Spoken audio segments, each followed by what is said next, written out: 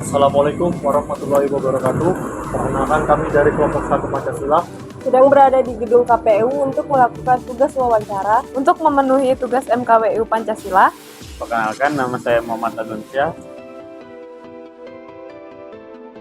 Saya Marsiana Dita Irianto. Saya Windy Yulia Wulandari. Saya Prima Yudara Slaiter.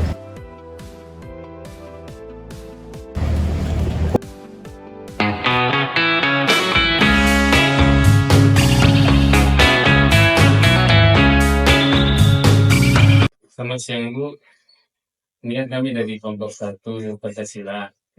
Ada tugas wawancara dari Ustaz Fail Magang.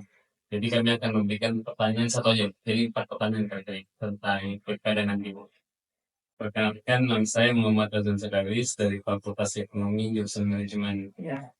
Perkenalkan, nama saya Prima Yudara Slaiter dari Fakultas Ekonomi Jurusan Manajemen. Perkenalkan, nama saya Windy Yulia Wulandari dari Prodi Ekonomi Jurusan Manajemen. Saya Marsiana Dita Irianto dari Fakultas Ekonomi Jurusan Manajemen. Pertanyaan tahun ya. Bagaimana KPU memastikan hak suara pemilih dijamin keamanan dan kebebasan dalam proses pemungutan suara? Jadi sebelum menjawab, aku mau tanya gitu ya. Ya, oke. Assalamualaikum warahmatullahi wabarakatuh. Waalaikumsalam warahmatullahi wabarakatuh. Kenalkan, saya Jumaida. Saya di KPU itu ada 5. Saya kenalkan dulu ya. Jadi di KPU itu ada 5 anggota KPU. Dan kebetulan saya satu-satunya perempuan. Dan alhamdulillah saya adalah salah satunya incumbent dari yang 5 kemarin. Yang 4 ini baru semuanya. Kemudian saya membidangi dipercaya. Ya, saya sudah meminta bahwa saya mau ditempatkan di Divisi Perencanaan Data dan Informasi. Baik, tadi ada bertanya bahwa bagaimana KPU memastikan bahwa KPU menjamin kerahasiaan dan keamanan suara yang dipilih oleh masyarakat. 1, benar betul. Ya, itu. Jadi, kenapa kami memastikan? Yang tahu pilihan kalian itu siapa yang pernah memilih dulu coba sih? Pernah memilih? Pernah memilih? Ketika memilih dipanggil namanya dikasih kartu suara. Jadi disuruh periksa, dicatat atau tidak, kemudian diarahkan ke bilik suara dan bilik suara tidak boleh ada yang melihat. Tapi sebelumnya KPPS menyiapkan kotak suara yang sudah disegel. Nah, pembukaan nanti lain kali adik-adik bisa menyaksikan ketika pembukaan DPS yang tujuh. Jadi nanti kotak suara itu akan dibongkar, kemudian kotak yang untuk menyimpan suara itu akan disegel ulang untuk kemudian ditaruh surat suara. Dan itu proses-proses itu disaksikan oleh banyak orang. Siapapun boleh menyaksikan, tetapi yang masuk di dalam TPS itu hanya pengawas TPS dari Panwaslu, saksi partai politik, semua peserta politik, kemudian dari pihak keamanan dan masyarakat yang ada di sini. Nah, itu dibuka. Kemudian surat suara dimasukkan, disegel, dan akan dibuka ketika perhitungan. Dan tidak ada yang tahu siapa itu yang memberikan suara itu. Karena di dalam TPS, surat suara itu sudah begitu dipilih, ditutup rapat, dilipat, kemudian dimasukkan kembali. Nah, ketika dibuka, nanti akan dibuka segelnya.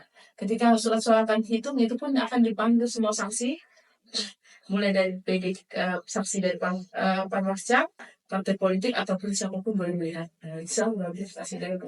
Jadi KPU menjamin tidak akan ada yang tahu. Kami kita ini kan prinsip jujur, rahasia. Semua terjadi di bilik suara. Apapun yang terjadi di bilik suara tidak ada yang tahu, kecuali yang memilih. Ya, karena tidak boleh orang mendampinginya adik saya harus mendampingi adik yang sebelah, nggak boleh. Ya, jadi KPU insya Allah menjamin bahwa keamanan suara yang kalian pilih itu aman. Dan keamanan siapa yang Anda pilih itu tidak ada yang tahu, kecuali adik-adik yang nggak tahu. Ya, itu salah satu kerahasiaannya itu benar-benar untuk menggeser kotak suara saja itu. Kita nggak boleh lagu-lagu, kalau bahasa orang utara kan lagu-lagu jalan sendiri, gitu nggak boleh. Jadi kotak suara itu udah tidak. Kotak suara bergeser ke kelurahan ataupun ke TPS tanpa polisi mengawal, keamanan itu nggak berjalan. Ya, nanti dari TPS ke kelurahan bergeser itu ada keamanan lagi menggeser nama. Itu sudah dalam bentuk segel dan sebagainya. Itu safety-nya kami untuk menjaga suara-suara masyarakat. Pilihan masyarakat ya. Kotak suara yang dari gudang KPU itu kotak suara surat yang berisikan surat suara yang masih kosong. Perlengkapan TPS dan sebagainya. Bergeserlah dia tinggal kelurahan.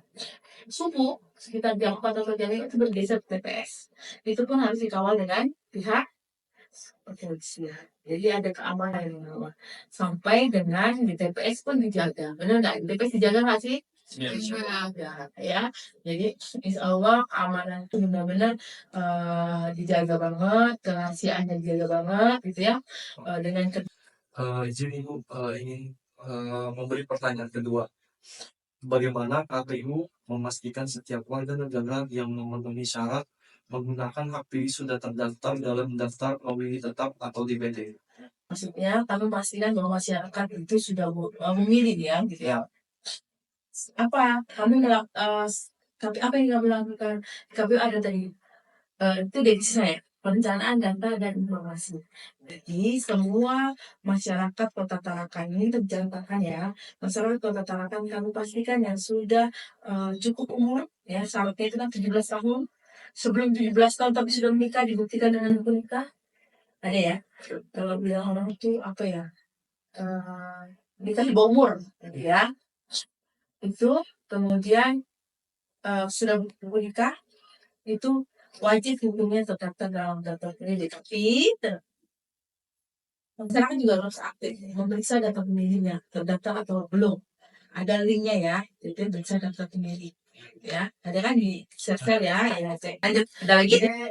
Selanjutnya yang ketiga, bagaimana KPU memastikan setiap tahapan yang dilakukan KPU tidak bermasalah dan memastikan keputusan pelanggaran yang diketuk Bawaslu bersifat final dan mengikat.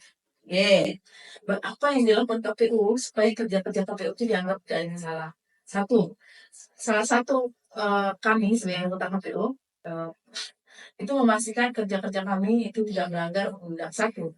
Dasar kita itu undang-undang dasar dan PKPU.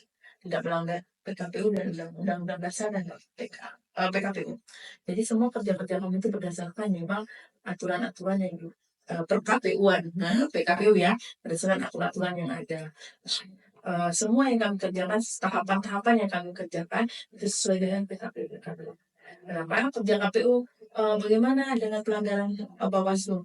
Kami kerja-kerja di samping berpedoman pada PKPU, kami juga selalu bermitra. Siapa mitra KPU kerja? Bawaslu. Mitra, saudara, teman dekat itu adalah Bawaslu. Kenapa bisa itu bilang saudara, mitra, yang KPU ada Bawaslu? Karena Bawaslu itu sama-sama, KPU dan Bawaslu sama-sama penyelenggara. Satu bedanya, Bawaslu itu pengawasan, KPU itu di teknisnya. Jadi kalau orang bekerja teknis, mesti ada lakukan pengawasan. Sama halnya dengan kalian. Kalian mahasiswa tidak akan bisa jalan ketika tidak diawasi dan dibimbing oleh dosen. Ya. Jadi gini, ketika kerja-kerja KPU, misalnya contoh saja ini akunya adik-adik perlu adik-adik tahu, adik-adik kerja KPU saat ini lagi perekrutan Badan Ad-hoc. Jadi kalau perekrutan begini, orang mendaftar atau prosesnya bagaimana, itu Bawaslu selalu melakukan pengawasan kepada kami. Satu nanya, berapa yang daftar? Salah satu boleh ya. Kemudian bersih semua tidak. Ada yang terlibat pernah jadi saksi partai politik, ada yang pernah jadi politik, itu Bawaslu akan tahu. Ketika kami melanggar itu, misalnya ada yang pernah jadi anggota partai daftar PPS kami terima, kami akan kena tegur bahkan kena sanksi. Ya, itu yang diperlukan sanksi. Bahkan itu kami kena tegur dan kena sanksi. Makanya apapun kerja-kerja KPU, langkah-langkah KPU, kami berdoman pada PKPU. Aturan KPU, surat edaran, dan arahan dari KPU provinsi. Karena kami berjenjang. KPU kota perlu ada yang tahu bahwa KPU itu berjenjang. Ada KPU provinsi kota plus KIP Aceh. Dan Aceh kan berbeda ya. KPU provinsi KIP KPU Aceh. Ya. Dan KPU RI. KPU RI yang pecah. Ya. Ada KPU RI. Jadi kita berjenjang. Ketika ada masalah kita berhubungan KPU provinsi akan berkoordinasi ke KPU RI dan KPU provinsi tidak bisa memutuskan. Jadi keputusan KPU yang keputusan Bawaslu yang ditujukan kepada KPU ketika kami melakukan kesalahan itu bersifat final dan perlu ditindaklanjuti. Ya, begitu. Jadi kami harus bersinergi. Lanjut. Lagi. Nah, pertanyaan terakhir Bu, bagaimana KPU memastikan setiap warga negara memiliki hak memilih secara bebas, aman, dan rahasia dalam proses pemungutan suara dan memastikan setiap tahapan yang dilakukan KPU tidak bermasalah? Nah, ini dari tahapan dulu saya jawab ya. Dari sudah sampaikan. Ketika tahapan kami melakukan yang kami lakukan sesuai dengan aturan, sesuai dengan KPU, PKPU dan sebagainya, itu insya Allah langkahnya itu sampai pemilihan, sampai di TPS. Ketika tahapan kami tidak bermasalah, otomatis kami tidak akan sampai dengan TPS. Pasti ada masalah-masalah di depan. Nah, bagaimana meyakinkan, tadi sudah jelaskan untuk meyakinkan bahwa ini sama sebenarnya tanyanya, bahwa surat suara aman pemilihan itu tahapan-tahapan kami sangat berbeda. Jadi kalau misalkan kami mau sudah bentuk TPS mau terbentuk itu kan berkoordinasi ke nanti, sehingga sudah balik ke Bawaslu, ke pengadilan, ke kejaksaan, ke Kodim, ke polisi, semua instansi pemerintah kami. Ini apa manfaatnya? Kami memastikan, kami menyatakan bahwa tahapan pemilu akan berakhir dan akan berakhir di pemilihan. Kami memohon untuk kawan-kawan pemantau pemilu untuk melakukan pemantauan dan pengawasan terhadap kerja-kerjaan. Sampai saat ini alhamdulillah sampai 2 periode ini saya belum pernah menghadapi masalah jangan sampai yang berbalang. Jangan sampai kami di tahapan periode kedua saya dan kawan-kawan saya ke depan ini menghadapi masalah-masalah yang tidak baik. Mohon doanya ya. Karena sebentar lagi akan pemilu. Saya sih berharap sekali lagi adik-adik di sini nanti datang pemilu mungkin wali kota, gubernur, karena pilihan kalian itu menentukan ke depannya. Enggak loh Bu. Ya, iya beasiswa. Ya kan, benar nggak sih? Pasti kan berburu beasiswa sama seperti saya waktu kuliah. Beasiswa Antara, ya. Beasiswa Pemkot ada nggak sih Pemda? Beasiswanya? Kayaknya Kaltara aja. Kaltara masih ada tuh beasiswa Kaltara. Nah nanti kalau ada yang mau calon-calon sosialisasi kalian ikut kebetulan ada langsung Pak jamin nggak kami yang boleh dapat beasiswa Pemkot Tarakan begitu. Oh, kalau dia janjikan nanti akan dibuka beasiswa untuk mahasiswa yang kuliah di Borneo dari Tarakan gini maksudnya. Ya kan? Tapi kan janjinya. Berapapun yang lumayan, dia 2 juta lumayan mahasiswa bos. Kita mau mahasiswa ini tahunnya. Kenapa saya bilang gitu? Karena dulu saya kuliah di Borneo itu gratis, nggak ada yang saya bayar satu pun. Malah dibiayai gitu. Yang gitu, zaman-zaman itu yang harus diulang. Ya gitu. Itu hanya saran saja, bukan ini. Jadi intinya adik-adik jangan sampai tidak memilih lah, rugi lah, ya mahasiswa. Itu deh dari saya.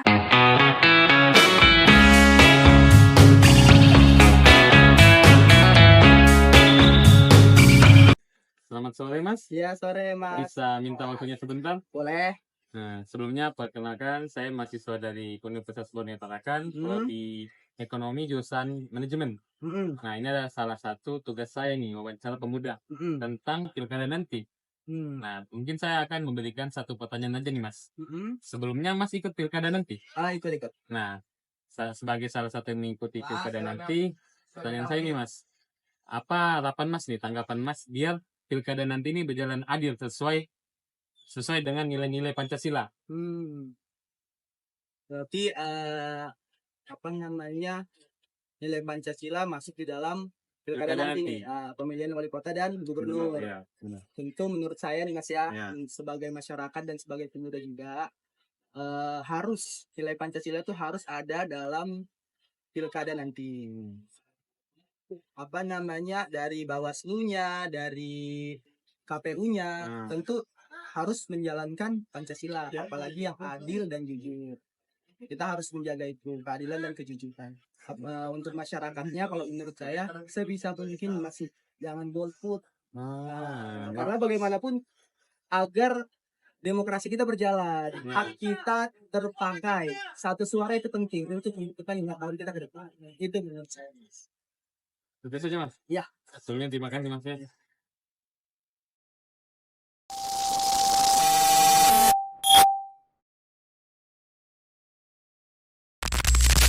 Baik Bu, mungkin ada kata-kata untuk masyarakat Tarakan untuk pilkada nanti. Boleh. Untuk masyarakat Kota Tarakan, seluruh warga Tarakan, jangan lupa tanggal 27 November kita akan melakukan pemilihan wali kota dan wakil wali kota, gubernur dan wakil gubernur. Saya berharap dan memohon sekali kepada masyarakat Kota Tarakan untuk hadir ke TPS dan memilih di TPS pada tanggal 27 November. Terima kasih. Ya, sama-sama.